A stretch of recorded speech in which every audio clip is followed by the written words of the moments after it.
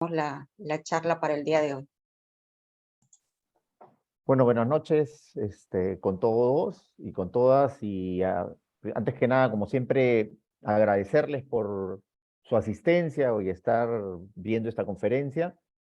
Luego, como siempre, también para los que no conocen a la Academia Nacional de Ciencias, informarlos que esta es una asociación sin fines de lucro que reúne a científicos de las más variadas disciplinas, que van desde las ciencias naturales y exactas hasta las ciencias sociales. Pues bien, una de las tareas principales de la academia es la difusión del conocimiento científico. Justamente es la razón que nos tiene hoy aquí. Dentro de esta línea de difusión de avances científicos, tenemos un interés muy importante en dar a conocer las contribuciones de nuestros investigadores acá en el Perú. Creemos que este conocimiento y reconocimiento de estas contribuciones sin duda nos va a ayudar a fortalecer y visibilizar a nuestra comunidad científica ante la sociedad.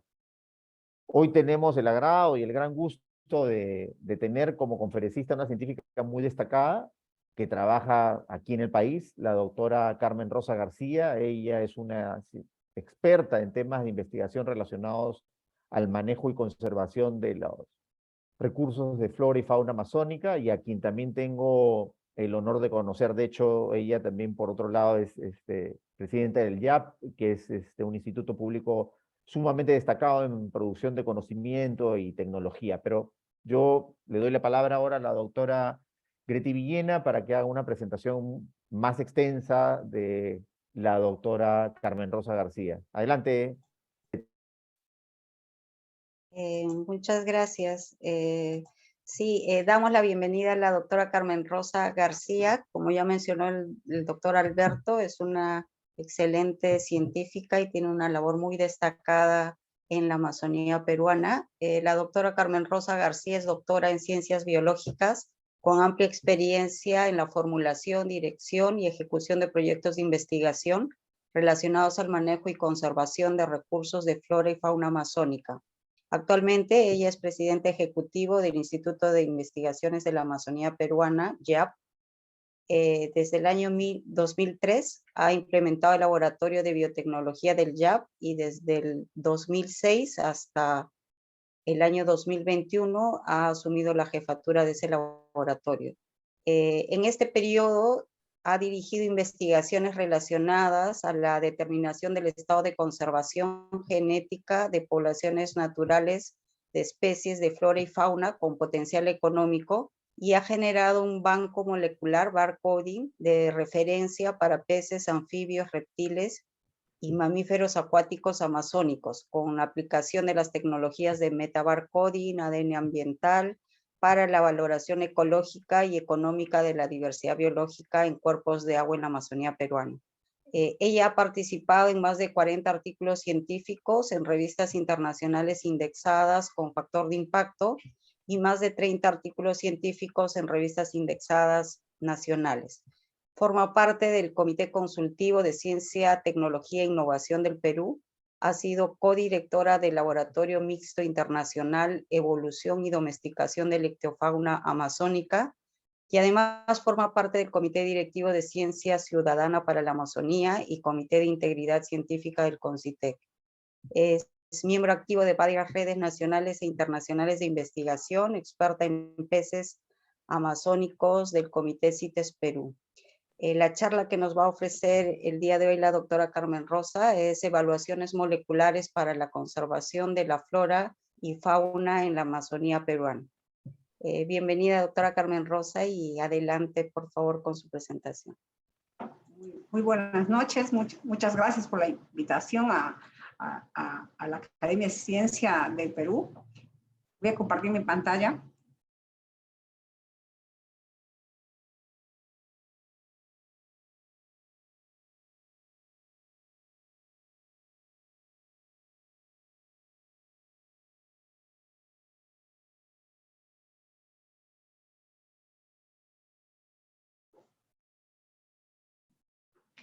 Como ya lo mencionaron el día de hoy, yo voy a centrarme en hablar las investigaciones que nosotros estamos realizando en cuanto a las evaluaciones moleculares para la conservación de la flora y fauna en la Amazonía peruana.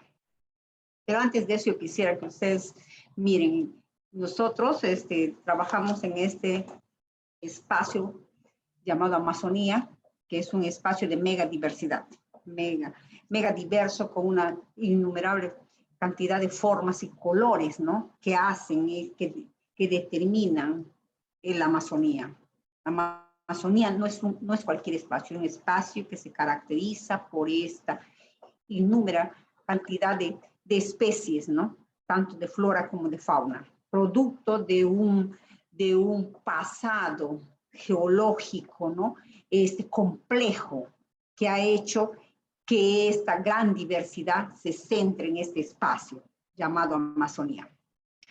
Entonces, ¿qué vamos a abordar hoy día? Vamos a hablar sobre algunas relaciones genéticas que se dan en algunas especies que nos hemos evaluado y cómo estas son utilizadas para el manejo y conservación de estas especies en la Amazonía. Y también ahora que estamos centrados en los estudios de evaluaciones masivas de la diversidad biológica, ¿no? Y nosotros vamos a ver cómo hemos empleado estas para evaluaciones en metabarcoding y DNA ambiental. Entonces, comenzamos con esta especie. Esta especie es una especie de gran valor económico en la Amazonía. Su carne es grandemente aceptada. Esta especie podría llegar a mercados internacionales, ¿no? Entonces necesitamos generar toda una serie de conocimientos para su manejo en poblaciones naturales, así como para su producción en cautiverio dentro de los sistemas piscícolas amazónicos, ¿no? Entonces ahí necesitamos conocer a esta especie más para poder manejarla de forma adecuada. Entonces, esta es la doncella, es un bagre pintado, ¿no? Es la especie Pseudoplatystoma puntifera. Entonces, y nosotros, hasta el 2007, se conocían de esta especie solamente, de este género, Pseudoplatystoma, 3 especies. 2 estaban en la Amazonía peruana, Pseudoplatystoma fasciatus y Pseudoplatystoma tigrinos.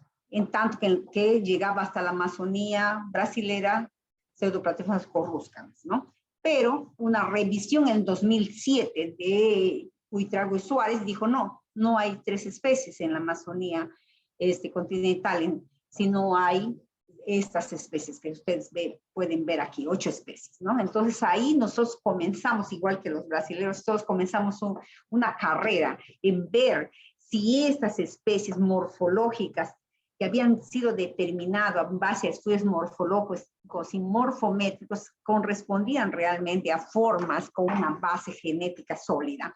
Entonces ahí, a través de nuestro alumno de doctorado, Juan Pablo Torrico, nos pudimos demostrar que realmente se trataban de 6 especies con base genética, ¿no? Entonces tendríamos a 2 especies sinonimizadas, ¿no? En el lado de Colombia, el orinocense y el metaense era una única especie con base sólida, entonces eran homonimias, ¿no? Y nosotros también, aquí nuestra especie que era denominada P. puntifer, era la misma especie que es fasciatum. Para eso sirven esas herramientas, para nosotros poder determinar si estas especies descritas en base a la taxonomía morfológica tienen o no una validez en cuanto a la parte molecular, ¿no? Ahí nosotros, pero también cuando tú estudias estos bagres pintados, y tú quieres hacer piscicultura de estos bagres pintados, tú tienes que conocerlo. Entonces, cuando nosotros vamos a los mercados de la Amazonía peruana, tú hallas varias formas de bagres pintados muy semejantes. Por ejemplo, en Amazonía peruana nos encontramos 2 formas, 2 morfotipos que son llamados doncella, ¿no? Que es el puntífer, que nosotros llamamos clúster 1, puntífer, por ejemplo, esta doncella es la doncella normal, ¿no? Pero es otra forma mucho más delgada, deprimida dorso-ventralmente, que le llaman aquí en la Amazonía doncella flaca o doncella playera. Entonces, nosotros queríamos saber si esas formas realmente constituían una especie o no. Entonces, usamos dos partes del genoma. El genoma nuclear, usamos microsatélites, y el genoma mitocondrial. Y usamos, hicimos secuenciamiento nucleotídico. Entonces nosotros pudimos comprobar que realmente se trataban de dos especies distintas que estaban siendo unidas bajo un mismo nombre, ¿no? Entonces ahí esto pasó a ser un complejo de especies, ¿no? Eran especies realmente que estaban siendo confundidas en una sola. Entonces, ¿para qué es necesario ese estudio? Porque si nosotros queremos hacer piscicultura, queremos reproducir en cautiverio estas especies, nosotros tenemos que demostrar que estamos trabajando con una sola entidad taxonómica y no con un complejo de especies. Y que los hijos, la progenie que estamos generando no son híbridos, porque no se olviden que nosotros estamos en una región de mega diversidad, no podemos introducir híbridos ni exóticos, ¿no? Porque estaríamos homogeneizando poblaciones naturales o estaríamos poniendo en riesgo las especies en la naturaleza. Eso es importante tener en cuenta, ¿no? Entonces, a partir de eso, pudimos nosotros establecer todo un sistema de cultivo para en base a esos resultados, ¿no? Y ahora nosotros vamos a lanzar hasta mediados del próximo año ya el paquete tecnológico de reproducción y cultivo en cautiverio de esta especie, ¿no? El IAP ya ha logrado reproducir en cautiverio esta especie, dominar todo la parte de canibalismo que él presentaba. Ellos se comen entre ellos cuando son pequeños, y eso sería un carácter que sería negativo para la piscicultura. Entonces nosotros tuvimos que ver si ese carácter caníbal tenía una base genética. No, se hizo todos sus estudios ontogénicos, de desarrollo ontogénico, de comportamiento, de estudios moleculares, de expresión de genes, todo para poder nosotros tener una idea clara de lo que había en esta especie, ¿no? Y nosotros seleccionamos una de estas dos especies para trabajar, que era la especie con mayor volumen de carne, que les dije que era esta especie del clúster 1, ¿no? Con eso nos partimos, ¿no? A hacer todas estas investigaciones, y ahora ya estamos casi a punto de culminar, después de cuántos años de investigación continua, ¿no? De ver diferentes aspectos de esa especie, subsanar diferentes problemas. Ahora ya sabemos nosotros, ya podemos decir que esta especie está, por un lado, bien conocida y por otro lado, domesticada. ¿Por qué? Porque estas especies, este pez es carnívoro, él come otros peces. Entonces, el proceso de domesticación es para que acepte alimento procesado, alimento que se vende, ¿no? Artificial, una dieta seca, desde pez hasta una dieta seca. Esto es un proceso, un paquete que el IAP ha desarrollado para que poder producir en cantidades masivas esta especie, que podría llegar a los mercados internacionales, por ejemplo, Nueva York, otros mercados exigentes, donde la calidad de la carne podría llegar de esta especie, ¿no? Y ese es el paiche, para los que no conocen, ¿no? Ese es el pez de escamas más grande del mundo. Yo siempre lo llamo que es el rey de los lagos amazónicos. Es el top de predación, el mayor predador de los lagos amazónicos, ¿no? Donde habita, generalmente en lagos de aguas negras, ¿no? Entonces, esta especie era muy abundante en la Amazonía, súper abundante, pero una pesca indiscriminada ha hecho que los niveles de los stocks pesqueros disminuyan grandemente, ¿no? El siglo pasado eran toneladas, cientos de toneladas. Ahora, esta especie generalmente sale de la piscicultura, ¿no? Entonces necesitamos conocer esta especie si es que queremos manejarla o queremos preservarla en los ecosistemas naturales. Entonces ahí es una especie que forma parte de un grupo de peces basales, ¿no? Que están poco evolucionados, ¿no? Y tiene su hermano está en el África. Es una especie muy antigua que viene desde el Pangea, del gran continente Pangea. Por eso cuando se separaron, tienen hermanos en Entonces, hay revisiones taxonómicas hechas por Donald Stewart, que es el investigador aquí con camisa celeste. Él dice que en base a los estudios ¿cómo se llama? De series tipos depositadas en los museos, él dice que existen 5 especies de arapaimas, ¿no? Y tenemos el arapaima gigas, que es el arapaima que nosotros tenemos aquí, que es el paiche amazónico. Después tenemos estas otras especies, ¿no? Entonces ahí, ya desde ahí es complejo estudiar esta especie, porque él inclusive dice que el arapaima que está depositado en el Museo de Historia Natural de París no es el arapaima moderno, porque este arapaima tiene 2 hileras de placas dentarias y los paiches modernos, los que están en la naturaleza, tienen solo una hilera. Entonces, imagínense, de ahí ya comenzamos con un panorama un tanto complejo. En Brasil, en Perú y en todos los países que comparten este recurso, estamos involucrados en determinar cuál es el estatus taxonómico pues, de esta especie. ¿Es una especie? ¿Es un complejo de especie? ¿Qué es? Entonces, nosotros realizamos este estudio por encargo del Ministerio del Ambiente, del cual nosotros formamos parte. Entonces, ahí nosotros estudiamos tanto la morfología, la morfometría, como la parte molecular. Entonces, ahí nosotros pudimos ver, por primera vez yo también tuve acceso a ejemplares completos, ¿no? De 1 metro aproximadamente tenían estos animales, ¿no? No eran muy grandes, porque sería difícil mantenerlos en preservación. Entonces, pero ya tenían las características de un adulto. Entonces ahí pudimos ver la gran variedad de colores que presentan, ¿no? De colores y diferencias bien pequeñas en forma que Donald podía apreciar más que nosotros, porque él estaba acostumbrado. Y también hicimos estudios morfométricos y pudimos encontrar que había una diferenciación, ¿no? En cuanto a los patrones morfométricos. Dividí en 2 grupos, ¿no? Las muestras. Entonces aquí, por ejemplo, nosotros analizando los paiches de la cuenca de Pastaza, de la laguna Rimachi, con las del Dorado encontrábamos que había una diferenciación morfométrica bien clara, ¿no?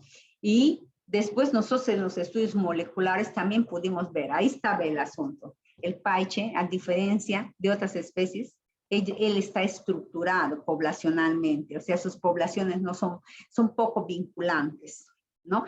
En base a esta información se tuvo que generar una serie de artículos de difusión primero, ¿no? Estos de acá, por eso están esos en la folia amazónica para los decisores de política, ¿no? Para poder establecer algunos lineamientos. Entonces ahí nosotros, en base a esos resultados, se pudo generar los lineamientos generales para repoblamiento de puestos amazonas y ambientes naturales. Eso era importante. Pero no tenía lineamientos. Entonces la gente, y sobre todo en las épocas de política, los políticos decían, vamos a repoblar tal cosa para seguridad alimentaria, pero sin una base, sin una línea base sobre la estructuración de las poblaciones, de las especies, confundían piscicultura con repoblamiento, no era lo mismo. Entonces había que establecer todos estos criterios en base a características genéticas de las especies. No es lo mismo repoblar con una especie que es migrante con una especie que no lo es. El paiche no migra. Entonces generalmente los ríos van a ser barreras para ellos. Es diferente a los peces que hacen cardumen y que te desplazan grandes distancias. Entonces ellos mantienen mayor flujo de genes entre sus poblaciones, ¿no? Entonces que especies como el paiche no lo hacen. Por eso es que tú puedes ver que aquí están bien diferenciados. Ustedes ven, el Dorado es la reserva Pacay-Samiria, ¿no? El Pastaza es el lago Rimachi, es es afluente del río Marañón, ¿no? Así tenemos el estrecho y Guapapo. ¿Por qué están juntos? Porque ellos son el río Putumayo, ¿no? Y aquí el Tapiche, si nos cambiaríamos esta nube de datos, podríamos ver que ninguna de las poblaciones se sobrepone. Entonces, en este año, nosotros estamos generando el artículo ya internacional, ¿no? ¿Por qué no lo hemos generado antes? Porque nosotros queríamos tener certeza de que si los datos que estamos viendo aquí, esta fuerte diferenciación poblacional, realmente no había error. Entonces tuvimos que cambiar un poco nuestra metodología y usar controles internos para nosotros tener certeza que lo que estamos viendo es realmente el resultado, no un instrumento de técnica.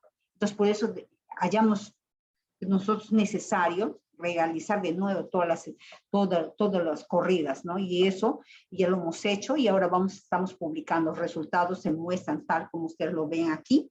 Y es más, hay posibilidad que una de las poblaciones realmente esté tan diferenciada que podría considerarse una especie incipiente, otra especie incipiente, ¿no? Del grupo de las otras poblaciones. Eso es va a ser un resultado que va a ser muy, muy, muy revolucionario para la ciencia, que ha estado buscando siempre si había un complejo de especies o no dentro de esta especie tan importante en la Amazonía continental, ¿no? Entonces, pero también, ¿para qué sirven estos estudios moleculares? También ayudan a los decisores de política en el ordenamiento, por ejemplo, de esta especie, el género Dipteris. Este árbol es uno de los gigantes de la Amazonía, es el chihuahuaco. El Perú exporta toneladas de su madera, que tiene una gran aceptación en los mercados internacionales por la dureza. Es un gigante, es uno de los pocos gigantes que quedan todavía en la Amazonía. Entonces ahí toneladas métricas se exportan de esta especie, ¿no? Pero el Perú exportaba sin saber qué especie exporta, ¿no? Entonces los permisos de exportación salían ¿con qué? Con Comauruma odorata o Dipteris odorata. Eso es lo que salía. Entonces ahí, pero cuando los especialistas en botánica veían, había una diferencia en los frutos, en las inflorescencias del chihuahuaco, en toda su distribución en la Amazonía. Entonces, nosotros dentro de un proyecto con fondos del Ministerio de Agricultura y Alimentación de Alemania, pudimos hacer este estudio que es bastante costoso porque tienes que hacer colectas de muestras en una gran parte de la Amazonía, ¿no? Entonces ahí con ellos, con el Instituto Thuner de Alemania, nos hicimos este trabajo y logramos determinar nosotros, esos son estudios de morfometría y logramos ver que había dos grupos, ¿no? Dipteris micrantha tipo 1 y Dipteris micrantha tipo 2 dentro de lo que se conocía como Dipteris odorata. Y teníamos otro grupo que es otra especie que es Dipteris charapilla, que está restricto solamente a la región de Loreto. Entonces ya desde la morfometría ya vamos a hacer diferencias entre estos dos, dentro de Dipteris odorata. Los estudios moleculares nos mostraron que realmente se trataba de 3 especies, donde se pensaba que había 2 especies, Dipteris charapilla, que es una especie bastante restricta y no es producto de exportación, dentro de Dipteris odorata realmente no se trataba de Dipteris odorata, sino se trataba de 2 especies diferentes, ¿no? Desde el norte, o sea, toda la región Loreto, se distribuye Dipteris micrantha. Y desde Ucayali hacia Puerto Maldonado es Dipteris férrea. Entonces, imagínense, no sabíamos lo que exportábamos algo con nombres cerrados, ¿no? Entonces, ¿por qué esto perjudica al Estado?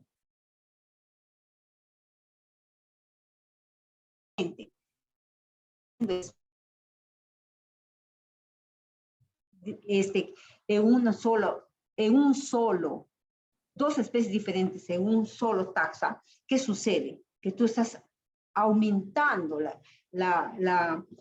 estás diciendo que hay más árboles de una especie como no es, estás perjudicando a una de ellas. Los volúmenes de la Amazonía, hay más, la densidad de esta especie es mucho más fuerte de lo que realmente es. Eso es el daño que le hacemos cuando no sabemos, no tenemos certeza de lo que estamos manejando. Entonces los volúmenes de extracción van a ser mayores. ¿Por qué? Porque estás pensando que hay una sola entidad taxonómica y que está abundante en la naturaleza, cuando en realidad se trata de dos especies muy semejantes, ¿no? Entonces, ahí nosotros pudimos ver que realmente había 3 especies donde se pensaba que había 2, ¿no? Esto ha permitido hacer porque ahora sí las especies salen con sus nombres verdaderos, organizar todo eso, entonces es una contribución, ¿no? Para la gestión de este recurso por parte de los decisores de política. Y ahora estamos embarcados en esto, en la caracterización molecular de la biodiversidad en la Amazonía peruana, estamos generando los barcos. Esta megadiversidad tiene que ser conocida. ¿Por qué? Porque la Amazonía está siendo fuertemente ocupada y con ella amplios sectores están siendo devastados sin que nosotros conozcamos con claridad qué es lo que encierran, ¿no? Entonces ahí estamos generando estos bancos de información en el laboratorio del IAP, ¿no? Estamos generando estos barcodings. ¿Qué es un barcoding? Un barcoding es un...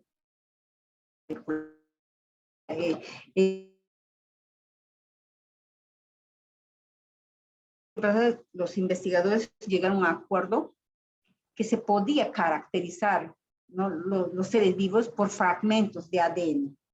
Entonces ahí a esos fragmentos de ADN que permiten la diferenciación entre las especies cercanas, eso se le llama barcoding o código de barra genética, ¿no? Entonces para los vertebrados generalmente se usa el COI, citocromoxidasa subunidad 1.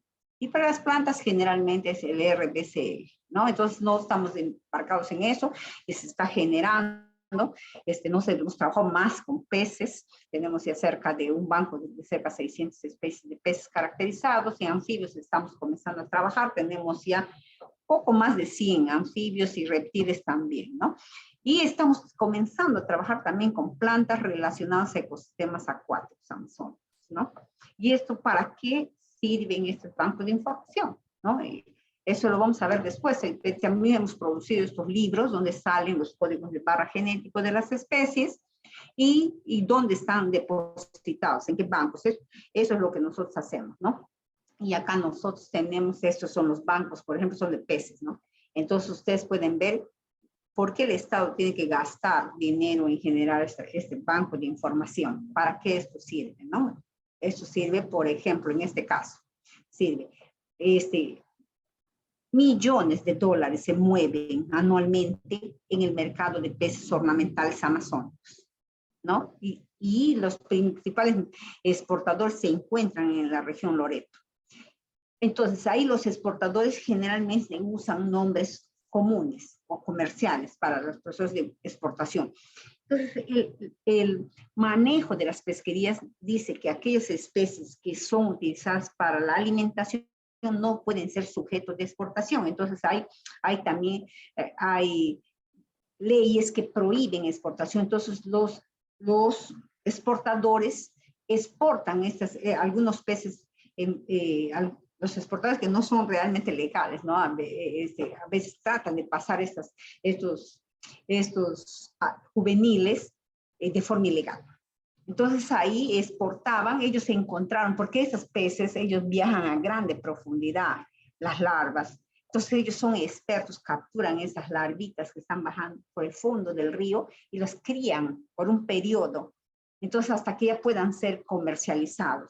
Pero esta especie, por ejemplo, el NN1, ¿no?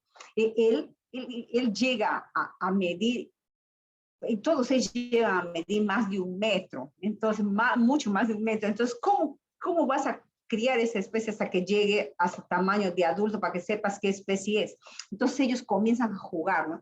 Saben que es un determinado género por algunas características que ellos dominan, pero ellos no saben con precisión qué especie están manejando, ¿no? Entonces ellos encontraron primero esta especie NN1 que tenía los puntos negros.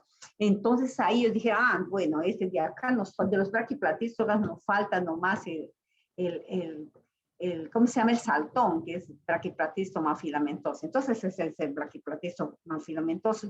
Pero después de un tiempo, ellos encontraron otra larvas que dieron otro morfotipo. Entonces, ¿y ahora este quién es? Entonces ellos entonces esta es otra cosa. Entonces ellos van poniendo así los nombres al azar. Entonces esto fragiliza los sistemas de verificación del Estado, del monitoreo, ¿no? Entonces el IAP, al generar esos bancos de información en base a adultos perfectamente identificados, ellos generan un banco sólido. Ya genera un banco sólido. Entonces nosotros sacamos un pedacito de esta barbilla de estos peces y nosotros podemos extraer ADN. Y después de eso podemos botar la secuencia, compararla con ese banco de información y podemos saber con precisión de qué especie se trata. Ahí nos dimos cuenta que los exportadores habían invertido los nombres de las especies. En este caso, sirven para validar especies en cualquier estado de desarrollo que ellas se encuentran, inclusive cuando es un huevo capturado en el río, ¿no? Nosotros podemos hacer eso. Entonces, pero también sirve para qué? Nosotros estamos preparándonos para la exportación de la doncella. Ustedes pueden ver ahí la carne de la doncella que se comercializa tanto en forma de filete como en forma de carne picada para ceviche. A mí realmente lo que me interesa no es verificar si la persona que está vendiendo en un pequeño mercado está haciendo un fraude o no. Lo que a mí me interesa es preparar al Estado para cuando lleguen los momentos de exportación, ¿no? De carne de doncella. Entonces, ¿por qué? Porque ahí vamos a ir a mercados bastante exigentes, donde la etiqueta que le pones a tu producto debe ser real. Es decir, no le puedes vender gato en vez de liebre, ¿no? Entonces, si tú le dices que estás exportando carne de doncella, tiene que ser carne de doncella y no de un bagre, de un bagre de menor valor económico. Por ejemplo, en este estudio, nos hicimos este estudio con un estudiante de la Universidad Agraria La Molina. Ahí nos dimos cuenta, comprábamos esta carne picada y después nosotros hacíamos una especie de rifa. ¿Cuáles de esos cubitos de carne íbamos a analizar? Teníamos todo un esquema. Ahí pudimos comprobar nosotros que casi toda la carne que se comercializaba en los mercados de Loreto eran fraudulentas. Solamente el 10% era carne de doncella, ¿no? Ustedes pueden ver ahí la carne, no tenemos la prueba de qué especie es, pero molecularmente no hay necesidad de ver el morfotipo, el individuo entero, porque tenemos este banco de información molecular. Por eso el código de barras genéticas es un instrumento bastante fuerte para diferenciar especies perfectamente identificadas cuyos límites taxonómicos genéticos están bien definidos. También sirve ¿para qué? La Amazonía vive de los peces. El hombre amazónico tiene como una de sus principales fuentes de nutrición los peces. Entonces tenemos que saber nosotros, conocer cómo se mueven esos stocks pesqueros, ¿no? Para poder manejarlos de forma adecuada. Es decir, para hacer un monitoreo de esos stocks, podemos hacerlo de varias formas. A través del desembarque pesquero podemos monitorear también, pero los peces, la gran mayoría en caso de los grandes peces comerciales, como son los bagres, que son los peces de cuero, llegan ya sin cabeza y sin vísceras. Todos los grandes peces llegan así para que puedan durar más y comprar un número grande de especies adultos que son muy, muy costosos, no haría viable un monitoreo, diciendo, ¿cómo podemos monitorear en formas inmaduras, en larvas? Ustedes ven ahí en el círculo, ¿no? Una larva de pez colectada en un río. En este caso podría haber sido el Marañón o el Ucayali. ¿Cómo es que yo sé que esa larva es un siluriforme porque tiene estos bigotes, ¿no? Pero nada más. Pero ahí no me dan ninguna información. Yo podría saber nomás, los que no tienen bigotes son peces de escama y los que tienen bigotes son peces de cuero, pero eso no sirve para unos planes de manejo. No, yo tengo que llegar a la especie para poder saber cuál es la dinámica reproductiva de esa especie, ¿no? Entonces, esta información, ¿para qué me va a servir? Para saber quiénes están reproduciendo, cuándo y dónde, ¿no? Entonces, yo voy a poder tener un manejo en en el Marañón se reproducen en tal época, en el Ucayali en tal época, de dónde está saliendo la mayor cantidad de stock pesquero. Entonces ahí yo puedo saber cuál es el papel de estos grandes ríos en el mantenimiento de los stocks pesqueros en el Perú. Bien, antes de hacer estos bancos de información no se podía llevar a ese nivel de información. No se podía saber qué especies se están reproduciendo en qué río y en qué mes durante un ciclo hidrológico. Qué especies prefieren reproducirse en vaciante, qué especies se prefieren reproducir cuando las aguas están altas, es decir, en creciente. Esto de acá lo hacíamos inicialmente larva por larva. Ustedes se imaginan, larva por larva hacíamos, era bastante tedioso y bastante costoso también. Pero después nosotros publicamos en PLOS ONE una metodología para analizar masivamente las larvas y para usar la tecnología de secuenciamiento masivo de nueva generación. Entonces nosotros ya lográbamos analizar 1000 larvas por 1000 larvas de cada mes. O sea, porque no hacíamos un mix de las larvas. Todas estas larvas, esas 1000 larvas de tamaños semejantes entraban a análisis de juntas, ¿no? Larvas de un mismo mes, de un mismo año y de un mismo río. Entonces, ¿por qué podíamos hacer eso? Porque nosotros a estas larvas les poníamos al inicio un fragmento de ADN que era como un código de identificación, ¿no? Que este código, ese fragmento de ADN, digamos CCTCG, eso es el mes tal, del año tal, del río tal. Entonces, todas esas 1000 larvas tenían al inicio como un pequeño código de identificación que era adicionado al ADN original de la especie, ¿no? Entonces, ahí ya no había problema de confundir de qué mes, de qué río y de qué año provenía.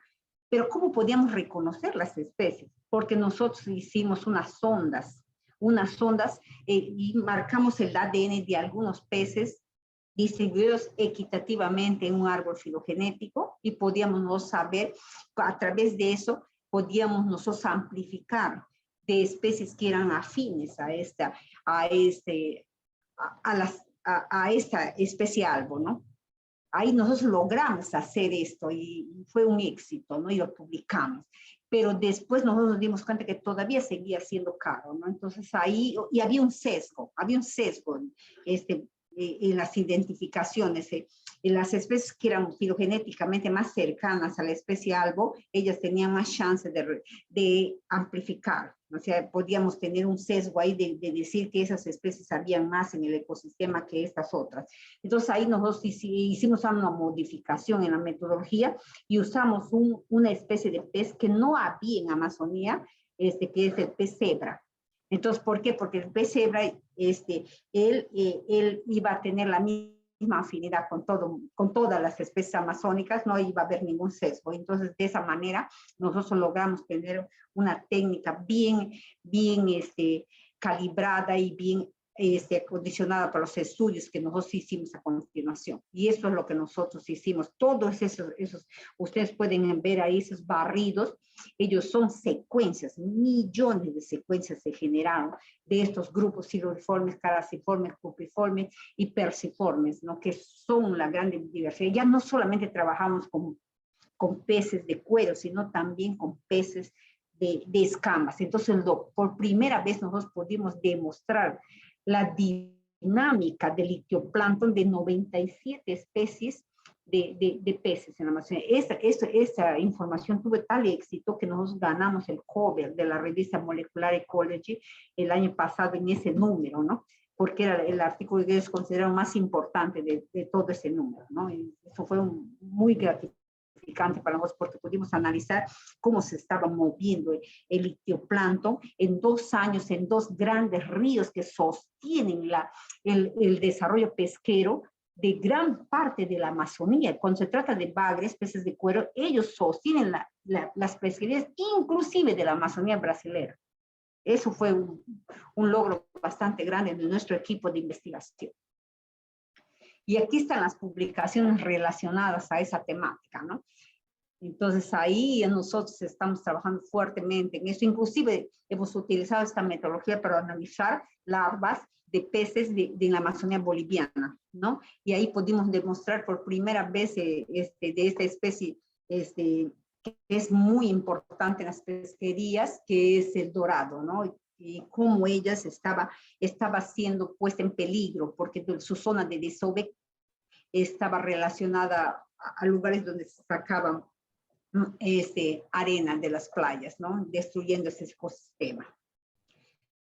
Y ahora estamos embarcados nosotros en esto, ¿no? Y hemos dado un siguiente paso. Ahora estamos trabajando con DNA ambiental, ¿no? Entonces ya nosotros con estos bancos que se siguen generando, ampliando, nosotros ahora hacemos el análisis de aquellos pequeños fragmentos de ADN que están flotando ahí en los ecosistemas acuáticos, ¿no? Entonces nosotros hemos generado adaptado una metodología para analizar, ¿no?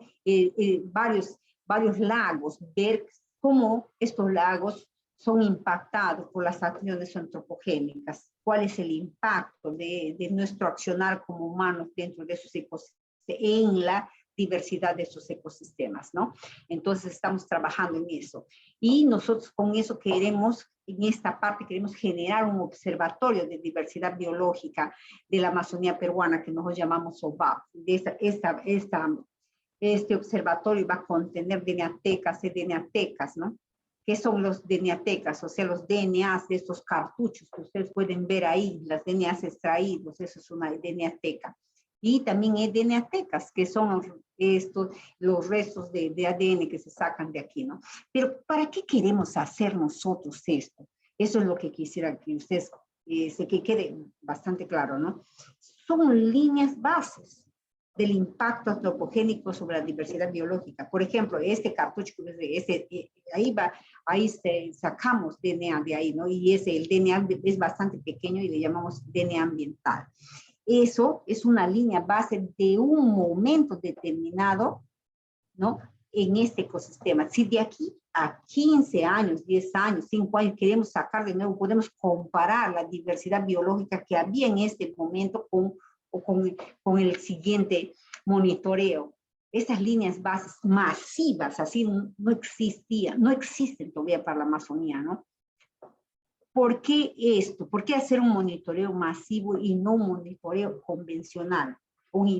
¿Por qué? Porque para hacer un monitoreo convencional tú tienes que tener gran cantidad de personal, es mucho más costoso, mucho más engorroso y demoraría mucho más tiempo que si tú tomas los residuos de ADN que están ahí, ya sea en el suelo, en el aire, en el agua, entonces tú podrías tener en menor tiempo mayor esa información que tú deseas, ¿no? Y estas técnicas son tan sensibles que ellas te permiten también encontrar especies que no son muy comunes, ¿no? Especies raras, de unas densidades muy bajas, que un monitoreo convencional tendrías que tener mucha suerte para que tú puedas encontrarla, ¿no? Entonces eso te permite que, yo siempre digo que el decisor de política siempre nos pregunta, ¿por qué tengo que conservar la Amazonía? Entonces le podríamos dar a determinadas partes de la Amazonía un valor biológico, ecológico y económico, y podríamos contestar cuál es el potencial de ese ecosistema y por qué tiene que ser conservado.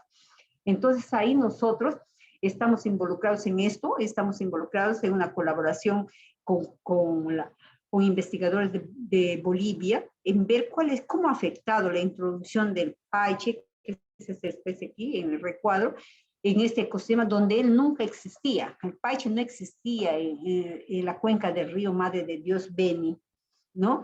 Porque habían dos grandes barreras que impedían su paso, que son las dos pequeñas caídas de agua, que son las cachoeiras de Teotonio y Santo Antonio, ¿no? Entonces ahí impedían que esta especie se disperse. Hasta entonces nunca había habido, pero en años pasados, en el siglo pasado, en los años 50, el Estado hizo creyeron conveniente introducir el paiche en esta cuenca, en sistemas de piscicultura, que ellos se escaparon de ahí y ahora están en la Amazonía boliviana. Entonces, nosotros lo que queremos hacer es saber cómo está impactando en las asambleas de especies, ¿no? Porque él come peces, come todo, es un carnívoro, no es vegetariano, entonces él está comiendo lo que hay en su paso y él no tiene predadores ahí. Entonces, ¿cuál es el impacto de introducción de esta especie ahí? Eso es un dato que no estamos averiguando ahora, ¿no? Y también el próximo año nosotros vamos a tener, por primera vez, ¿no? Vamos a tener una idea de qué es lo que la Reserva Pacaya Semilla engloba, qué diversidad resguarda esta reserva, ¿no? Porque estamos monitoreando también 3 ríos principales dentro de esta gran área reservada, ¿no? Entonces, eso es lo que nosotros estamos haciendo. Y este es todo el equipo que está involucrado con estas investigaciones. Yo estoy hablando aquí, pero somos un grupo inmenso de gente que ha trabajado o está involucrado directamente, ¿no? Dentro de estas investigaciones. Muchas gracias por su atención. Muchas gracias, doctora Carmen Rosa. Realmente una investigación muy útil, no solamente en el aspecto de conocimiento científico, sino también de aplicación y útil para la toma de decisiones. Yo quería dar el paso para ver si alguien quisiera hacer alguna pregunta.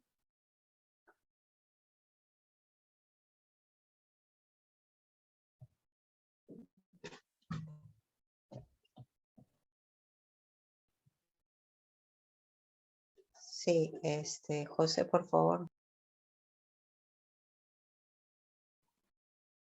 Muchas gracias. Felicitaciones, doctora García. Muy impresionante cómo, digamos, a lo que ha llegado hasta este momento el IAP. Habiéndolo seguido desde hace mucho tiempo, sé que no ha sido una carrera fácil a lo largo de su evolución. Y me comentaba que tiene más de 70 investigadores actualmente. Felicitaciones por el trabajo y vemos que está siempre en la vanguardia de la investigación. Mi pregunta va hacia más bien un aspecto de política económica en la Amazonía, ¿no? ¿Cómo usted nos ha anunciado que esto va a tener, o sea, un impacto, que van a ser útiles estos estudios cuando venga la fase de exportación?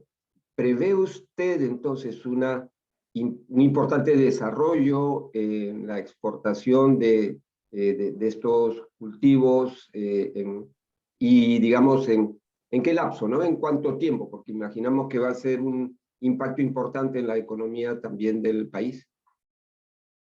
Sí, no, la producción de nuevos paquetes tecnológicos son importantes siempre en la producción de peces, ¿no?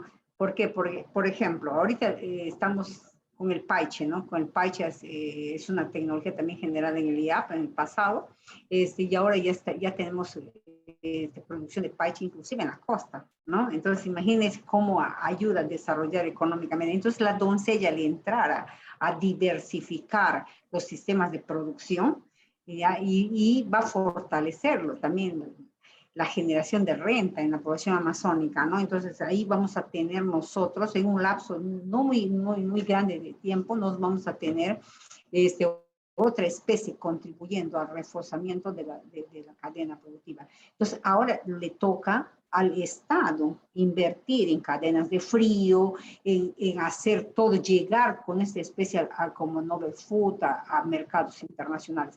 También, por ejemplo, yo estoy hablando solamente aquí de la producción de la doncella, ¿no? Pero el IAP en este año va a generar 3 paquetes tecnológicos, ¿no? Que ya vienen trabajando varios tiempos, porque en un paquete no se genera en un año, ¿no? Sino que ya se culmina en un año determinado. También nosotros acabamos estamos bastante avanzados en la generación de otro paquete tecnológico en la Amazonía, que es en la región de Puerto Maldonado, y estamos generando otro bagre, que se llama Calophysis macropterus, que es la mota pintada. Pero ¿cuál es la importancia de ella, de este paquete tecnológico? ¿Por qué? Porque Puerto Maldonado está sujeto a grandes grandes niveles de contaminación en sus aguas. Entonces ahí ese pez es un acumulador de mercurio. Entonces ahí el Instituto Nacional de Salud ha prohibido su consumo. Entonces ahora producir en cautiverio libera a la especie del mercurio. Entonces otra vez se reactiva esa cadena productiva, que ya no puede salir de la naturaleza, pero puede salir de sistemas de producción, generando renta y garantizando proteína para los pobladores que les gusta esta especie, ¿no? Entonces lo que se está haciendo ahorita es generar juntos con el gobierno regional y con la Dirección Regional de la Producción, la cadena de custodia. ¿Cómo hacer para garantizar que la especie los especímenes que se están comercializando realmente provengan de la piscicultura, ¿no? Y no de una extracción ilegal de los ambientes naturales donde están contaminados? Solamente para completar, en esta cadena se prevé entonces que se llegue hasta el envasado de los productos, digamos que hayan fábricas que lleguen a esta etapa. Sí, ahora el Estado pues tiene también los CITES, ¿no? Los CITES productivos. Entonces ahí el IAP trabaja estrechamente con estos CITES para que ellos hagan la otra parte, ¿no? La otra parte de la cadena, porque eso justamente fortalece al Estado, ¿no? Uno no puede hacer hasta el final. Nos hacemos hasta aquí, generamos la tecnología y tiene que ahora ser adoptada por otro sector del Estado y avanzar hacia la industrialización o el envasado, como se dice, o la exportación de los filetes en frío. Eso le corresponde ya a otros estamentos del Estado, ¿no? Muchas gracias. Muchas gracias, José. La doctora Gisela levantó la mano. Sí, muchas gracias, Greti. Muchísimas gracias, Carmen. Qué gusto verte. Siempre es un gusto conversar contigo. Tengo un par de preguntas. En esto último que contestaste sobre la comercialización, digamos, y la producción en cautiverio, ¿de dónde sacan el agua? Porque el agua va a venir del río y está igualmente contaminada con mercurio, ¿no? ¿No? Ah, ya. Eso es una pregunta. Y lo segundo, me gustaría tu experiencia, que me comentes cómo trabaja el IAP en el eje valor de la biodiversidad o mantenimiento, conservación de la biodiversidad y alivio de la pobreza, ¿no? Cómo esos dos elementos los combinan ustedes.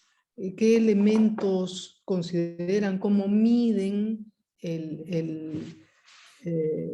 cómo miden la pobreza en el IAP? Sí, es una pregunta interesante. Para contestar la primera pregunta, Gisela, buenas noches, siempre también es un gusto conversar contigo. ¿Cómo evitamos, ¿no? ¿De dónde sale el agua? Esa es la pregunta, ¿no? El agua de Puerto Maldonado, no todo el agua está contaminada el agua de los sitios donde hay la extracción mineral, la Pampa, por ejemplo. Entonces ahí esos lugares están contaminados, pero el agua que toma el poblador de Puerto Maldonado no está contaminado, o el agua que está en otros cauces. Entonces generalmente para piscicultura ellos usan pequeños riachos que son los que abastecen el agua a las piscigranjas, ¿no? Entonces ahí nosotros justamente para ver si esas aguas también están contaminadas, todos los peces producidos son medidos. Su mercurio, el IAP tiene un laboratorio de evaluación de mercurio, cuantificación de mercurio en Puerto Maldonado. Entonces ahí tanto las piscinas como los peces que están creciendo son controlados, si están acumulando o no mercurio. Es para garantizar la inocuidad de estos peces producidos. Entonces, ahí dentro de la cadena de custodia se está previendo que las piscigranjas que van a recibir estos peces también no tengan el problema de mercurio, ¿no? Entonces, eso es una de las medidas que ellos están viendo, están tentando de ver cómo monitorear eso, porque ya el producto de pez, cuando está en piscigranja y la piscigranja no tiene mercurio, o sea, no está cerca de zonas de explotación de oro, Entonces no hay ese problema, pero tenemos que, pero la piscina que va a recibir tiene que ser primero analizada del lago, que contiene todo, ¿no? Y después... Sí, disculpa, porque yo entiendo, el mercurio se evapora, ¿no? Y luego vuelve a entrar al ciclo de agua, o... no, eso que... pero no te olvides que Puerto Maldonado es grande. Entonces estamos hablando de zonas, en la explotación del oro no es en Puerto Maldonado, es en la región de Madre de Dios, en algunas cuencas, por ejemplo el Tambopata, ¿no? El Tambopata o otras cuencas más, pero no están cerca de las zonas donde están las poblaciones, donde están las piscigranjas, ¿no? Sí, no sabemos, justamente el IEF está comenzando un estudio para evaluar el mercurio que está flotando, ¿no? Que está dispersando por el agua, y estamos haciendo unos experimentos bastante interesantes, cómo serían las vías de dispersión y qué alimentos estarían contaminados. Eso también el equipo de Puerto Maldonado lo está analizando. Y con respecto a cómo valorizamos si la generación de sus conocimientos y esos paquetes influyen en el alivio de la pobreza, es una pregunta bastante compleja de responder, pero sí nosotros hacemos esas evaluaciones. Por ejemplo, cuando nos entramos a trabajar con piscicultura, que es la forma más, algo que sí es fácil de colaborar, de evaluar, nosotros también hacemos, después de un tiempo, registros hacemos encuestas para ver cómo ha subido su nivel de calidad de vida de la población, ¿no? ¿Qué la ha adquirido? Si tiene mayor rentabilidad, si sus hijos están llegando al colegio, qué otros instrumentos dentro de su casa muestran que ha habido una mejoría en su hogar, ¿no? Eso lo hemos hecho también con el Camu Camu, cuando estudiábamos Camu Camu, ¿no? Entonces, si los que tenían sus plantaciones, si habían mejorado, cómo había aumentado su capacidad adquisitiva, si sus hijos estaban llegando al colegio, varios otros parámetros que ellos miden, la parte de sociodiversidad del IAP. Nos tenemos un equipo de sociodiversidad. También lo hacemos esto cuando trabajamos con mujeres indígenas, por ejemplo, ¿no? Tú sabes que la mujer indígena tiene un papel más allá de secundario, ¿no? en la parte de decisiones, de cosas dentro de las comunidades. Entonces el IAP está trabajando fuertemente también con ellos y para que ellos entren en las cadenas productivas y con eso mejore la capacidad económica de esos hogares. Y también trabajamos con los hombres para mostrarles y hacerles ver que esto es positivo, que las mujeres contribuyen, no es una cosa que ellos deben preocuparse, sino que contribuye a la calidad económica, a la calidad del hogar también, ¿no? Entonces, tenemos varios mecanismos, ¿no? Es un trabajo bastante complejo, pero nosotros logramos medir esto de acá. No será un dato preciso, pero te da una idea de que sí ha habido una mejoría, ¿no? Se nota que tienen ya mayor capacidad adquisitiva. Es que me refería más a la pobreza no monetaria, ¿no? Como autoestima, capacidad de decisión, participación en tomas de decisiones locales, regionales. Creo que eso, pero bueno, eso es otra conversación tal vez. No, Gisela, pero sí esa mejoría también se nota, porque por ejemplo los productores de peces, una vez que están organizados, ya tienen una capacidad, ellos hacen sus asociaciones, por ejemplo, eso ya es una visión más organizada de su economía, ¿no? Ellos hacen sus organizaciones, y en cuanto a las mujeres indígenas, ellas también comienzan a hacer asociaciones de mujeres con capacidad de decisión dentro de sus comunidades, ¿no? Yo he recibido hace poco la visita de una líder indígena, ¿no? Que ella hablaba, ella manejaba toda una red de mujeres emprendedoras que trabajaban con la fibra del aguaje, por ejemplo, ¿no? Entonces ella decía, cómo su posición había cambiado, ella decía, ¿no? Y cómo ella estaba orientando a otros jóvenes indígenas, cómo era el camino para que ellas tengan una mayor visibilidad dentro de sus comunidades. Gracias, Carmen. Gracias a ti. Gracias. Doctor Alberto. Bueno, Carmen, muchas gracias y felicitaciones. Realmente el trabajo, bueno, ya lo conocemos, es impresionante el trabajo que han hecho. Realmente es realmente muy, muy impresionante. Yo tenía un par de preguntas sobre tu exposición.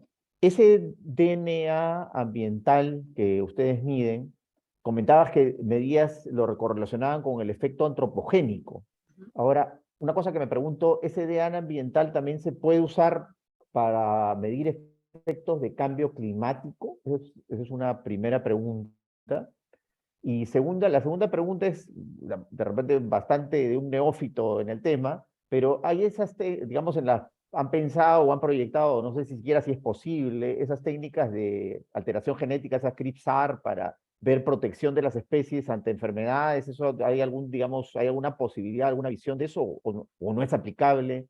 No sé, es una pregunta quizás de neófito, por eso te las hago. Con respecto con DNA ambiental puedes medir lo que quieres, según tu pregunta de investigación, ¿no? Por ejemplo, se utiliza también la pasta médica para ver la comunidad bacteriana, por ejemplo, que tienes en el intestino, para ver, comparar con cómo sería el contenido bacteriano de un estómago, de un tracto digestivo normal y de un tracto digestivo que tiene alguna enfermedad. Entonces eso lo usan en la parte médica. También entonces se puede, claro que ver para cambio climático. Por eso te digo que esas líneas bases te van a permitir luego no solamente medir factores antropogénicos, ¿no?, sino también cómo las asambleas de especies van variando si las condiciones ambientales cambian, ¿no? En cambio climático, eso lo estamos haciendo en Bolivia con colegas, viendo en zonas donde ya hay deshielo, si se puede ver, se están levantando líneas bases. Entonces, cuando más avanza el deshielo, entonces, ¿qué va a pasar? Va a haber adaptaciones, va a cambiar la composición de especies, va a cambiar en ese ecosistema. Eso es lo que nosotros no estamos interesados en ver, ¿no? Y dentro del sector ambiente hay una idea de en algún momento unir esto, ¿no? Y poder analizar en esa vertiente Andes, Amazonía, ¿no? Que los Andes dependen en gran parte también del agua que se genera en la Amazonía, ¿no? Entonces ahí es una barrera, ¿no? Entonces el bosque genera agua, ¿no? Y esa agua choca en los Andes. Entonces al haber un cambio climático, ¿qué va a pasar con la diversidad? O si desmatamos aquí, ¿qué va a suceder acá? Entonces hay una relación bastante estrecha, ¿no? En cuanto a que si usamos la tecnología del QSAP, nosotros no usamos, trabajamos en diversidad biológica y cuando tratamos con enfermedades, generalmente estamos usando microcapsulados, ¿no? Para tratar enfermedades de peces, por ejemplo, ¿no? En los sistemas de producción tenemos una joven profesional que acaba de llegar de sus estudios de posgrado, que tiene ideas bastante innovadoras en usar bastante estas esencias vegetales naturales para curar enfermedades de peces, ¿no? Y los encapsula y después apostamos más por el tratamiento natural, porque también si ponemos cuestiones, otras técnicas, a veces el poblador no quiere consumir esos productos, piensan que están alterados, ¿no? Entonces hay que ver también la implicancia que tendría en la población, ¿no? Entonces, si estás en un sistema natural, va a tener mayor aceptación en los mercados. Muchas gracias, Carmen. Gracias, Alberto. Yo tenía también algunas preguntas. Primero, felicitaciones nuevamente, doctora Carmen. Sobre esta herramienta de analizar ADN ambiental para ver dinámica de poblaciones, ¿hasta qué medida podría plantearse algún aspecto cuantitativo? Entiendo que con eso se va a poder ver presencia, ausencia, pero ¿cuánto más se podría ir hacia la parte cuantitativa para ver prevalencia de una u otra especie? Con el DNA ambiental en estos momentos no puedes ver biomasa. Sí con el metabarcode. Con el metabarcode sí, por eso es que nos pudimos ver en cuánto dónde es el pico de reproducción de las especies, ¿no? Porque había más larvas en el ecosistema, ¿no? Entonces eso sí, porque él te da una biomasa relativa, te permite establecer una biomasa relativa. Y por eso es importante tener una especie que no sesgue que no sea más afín a ninguna de las especies, ¿no? Entonces ahí eso fue el motivo. Pero con el DNA ambiental, en estos momentos la ciencia no lo puede tener, están trabajando intensamente diferentes grupos de investigación para ver si logran algún tipo de metodología que permita determinar una biomasa relativa, ¿no? Nosotros aquí lo que vemos es cuál es la composición de especies en el ecosistema, ¿no? Entonces, ¿cómo podemos medir la presión antropogénica? ¿Por qué? Porque cuando hay mayor presión antropogénica, la premisa es de que va a haber menor diversidad de especies, ¿no? Estamos usando también DNA ambiental para evaluar especies introducidas, por ejemplo. Entonces, especies introducidas influyen sobre la diversidad. Estamos monitoreando tilapia, guppy, gurami, en todos los sistemas naturales alrededor de la ciudad de Iquitos, donde hay una fuerte mercado de peces ornamentales, y ellos están liberando especímenes que no les interesan en esos ecosistemas. Entonces queremos ver, pero ahí usamos una tecnología mucho más simple que se llama DNA ambiental qPCR, que es la misma metodología que se utiliza para hacer el análisis de COVID, ¿no? Eso es bastante más simple y va a ciertas especies, no ves diversidad, sino ves estas 3 especies, 4 especies me interesan y yo voy a trabajar sobre ellas, ¿no? Y voy a ver si están presentes o no en esos ecosistemas, ¿no? Y ahí sí tienes una biomasa relativa, porque es diferente en la metodología. Vas a ver la expresión. Cuanto mayor cantidad de dinero, mayor va a ser la señal que vas a obtener en el termociclador tiempo real. La otra pregunta de alguna manera ya la mencionó sobre los microbiomas. No sé si ustedes tienen experiencia o tienen previsto estudiar microbiomas de peces o microbiomas asociados a plantas, o de repente actividades de prospección molecular en las que se incluyen microorganismos. No, realmente no trabajamos con microorganismos, pero sí trabajamos. Usted sabe que la Amazonía está formada por parches, ¿no? Parches ecológicos, no es homogéneo. Entonces, tienes diferentes parches que se van sobreponiendo, y nosotros ahí lo que hacemos es no usamos DNA ambiental, usamos ¿cómo se llama? La genética convencional, y nosotros estudiamos ahí, por ejemplo, es interesante ver cómo los microbiomas, los microecosistemas, los parches, influencian en la generación de especies, dentro de especies que tienen ¿cómo se llama? Un ciclo de vida bastante corto, como son los apistogramas, por ejemplo, ¿no? Entonces ahí como hemos podido determinar cómo dentro de un área bien reducida se ha generado una explosión de biodiversidad, ¿no? Esos son los estudios que nosotros hacemos. Ok, muchas gracias. Si hay alguna pregunta adicional.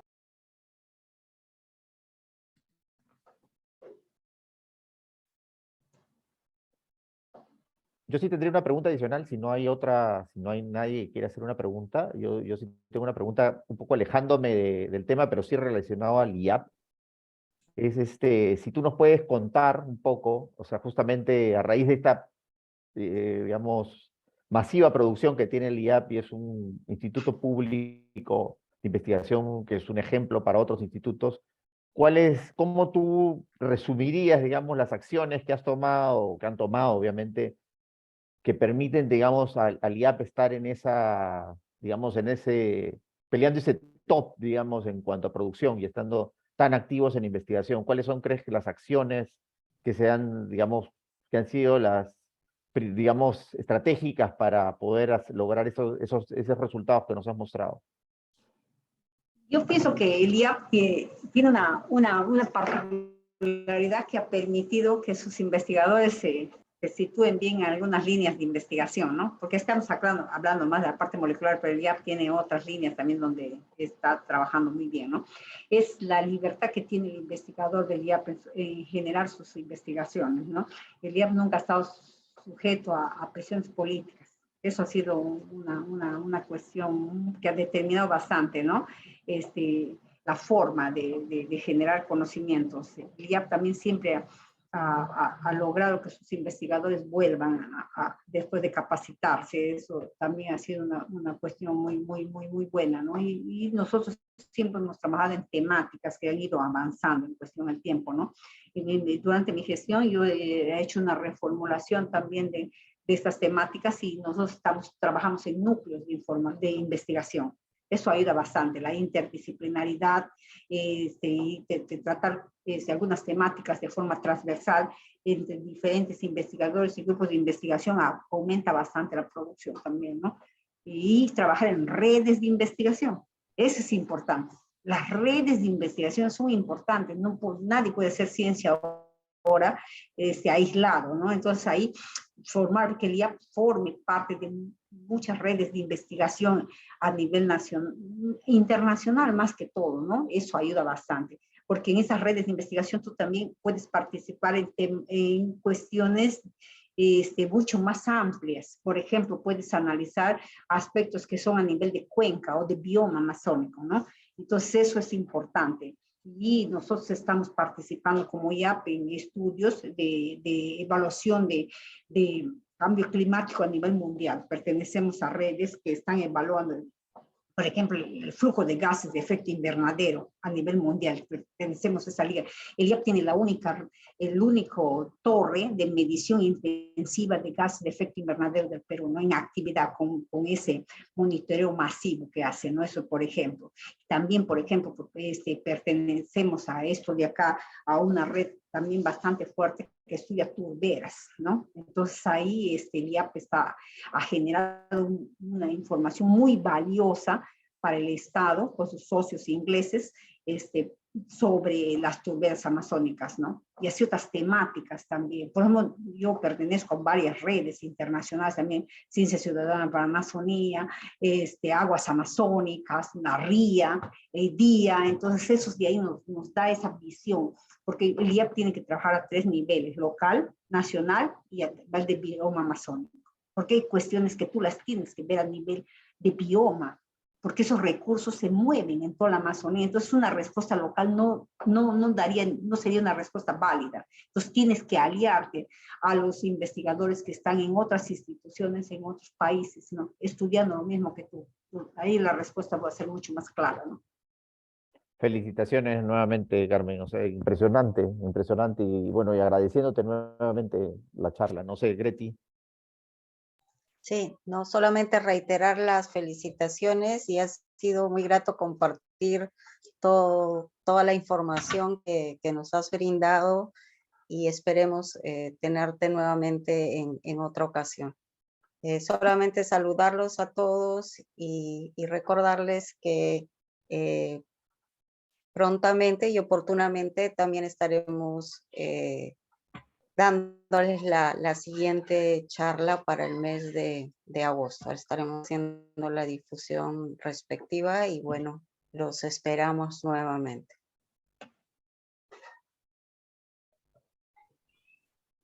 Gracias. Buenas noches. Gracias. Buenas noches. Gracias a todos. Gracias.